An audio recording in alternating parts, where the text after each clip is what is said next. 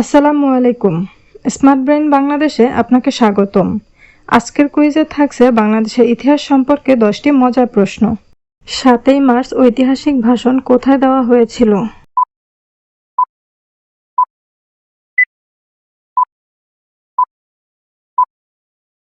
Racecourse ময়দানে। যুদ্ধের সময় বাংলাদেশের অস্থায়ী সরকার গঠিত হয় কোথায়?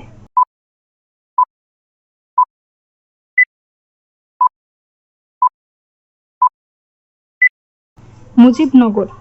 1971 সালে 17 এপ্রিল মেহেরপুরে মুজিবনগর সরকার গঠিত হয়। বাংলাদেশের প্রথম রাষ্ট্রপতি কে ছিলেন? সৈয়দ নজরুল ইসলাম। তখন শেখ মুজিবুর রহমান বন্দী থাকায় সৈয়দ নজরুল ইসলাম অস্থায়ী রাষ্ট্রপতির দায়িত্ব পালন করেন। 6 দফা দাবি কত সালে হয়?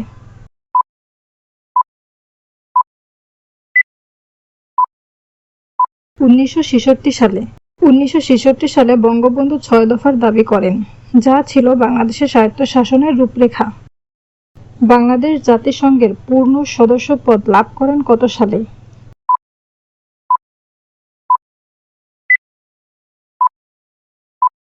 1974 সালে।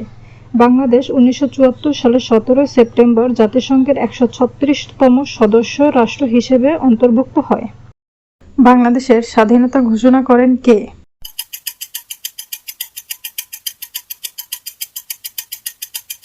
জিয়াউর রহমান।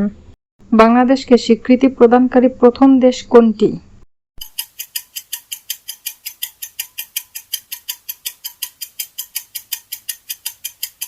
ভুটান।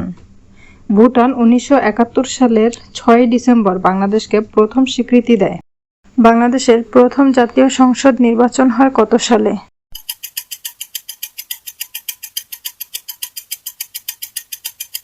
1973 সালে। 1973 সালে 7ই মার্চ অনুষ্ঠিত হয় বাংলাদেশের প্রথম জাতীয় সংসদ নির্বাচন। বাংলাদেশের প্রথম প্রধানমন্ত্রী কে ছিলেন?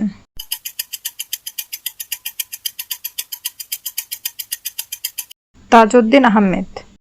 আমার সোনার বাংলা গানটি রচনা করেন কে?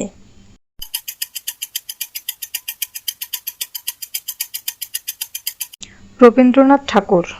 আমার সোনার বাংলা 1905 সালে বঙ্গভঙ্গ আন্দোলনের সময় রবীন্দ্রনাথ ঠাকুর লিখেছেন। প্রশ্নটি আপনার জন্য। বলতে হবে বাংলাদেশের রাজধানী কোথায়?